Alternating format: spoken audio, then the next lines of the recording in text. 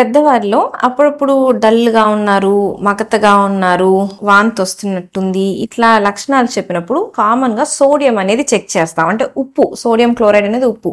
బాడీలో ఇంత వాటర్‌కి ఇంత సాల్ట్ ఉండాలి అని ఫిక్స్‌డ్‌గా ఉండిద్ది. సో, ఈ సోడియం తగ్గినప్పుడు ఇట్లాంటి కొన్ని లక్షణాలొస్తాయి. చాలా వరకు ఎక్కువ నిద్రపోతా ఉంటారు. మరీ సోడియం డౌన్ అయితే ఫిట్స్ రావడం కానీ, కోమాలోకెళ్ళడం గానీ ఇట్లాంటివి జరుగుతా ఉంటాయి. ఎందుకు సోడియం తగ్గుతుంది అంటే పెద్దవాళ్ళలో కిడ్నీస్ అనేవి చిన్న వయసంత హెల్తీగా ఉండవు. సో, సోడియం బ్యాలెన్స్ చేయడం అనేది మెయిన్‌గా కిడ్నీ యొక్క పని. సో, కిడ్నీస్ కొంచెం వీక్ అవ్వడం వల్ల ఇట్లా రావచ్చు. దాంతో పాటు ఏదైనా బాడీలో ఇన్ఫెక్షన్స్, లంగ్ ఇన్ఫెక్షన్స్ కానీ, బ్రెయిన్‌లో ఏదైనా పక్షవాతం గానీ, ఇన్ఫెక్షన్ గానీ వచ్చినప్పుడు, కిడ్నీ ఇన్ఫెక్షన్స్ వచ్చినప్పుడు, వాంతులు అవ్వడం, ఇట్లాంటి ఏదైనా బాడీలో డిస్టర్బెన్స్ వచ్చినప్పుడు సోడియం అనేది సడన్‌గా పడిపోతుంది. అన్నిటికన్నా చాలా ఇంపార్టెంట్ రీజన్ ఏంటి అంటే పెద్ద వయసున్న వాళ్ళు షుగర్ కన్నట్టో, బీపీ కన్నట్టో ఇట్లా ఎన్నో వాటికి టాబ్లెట్స్ వాడుతూ ఉంటారు. Multiple tablets.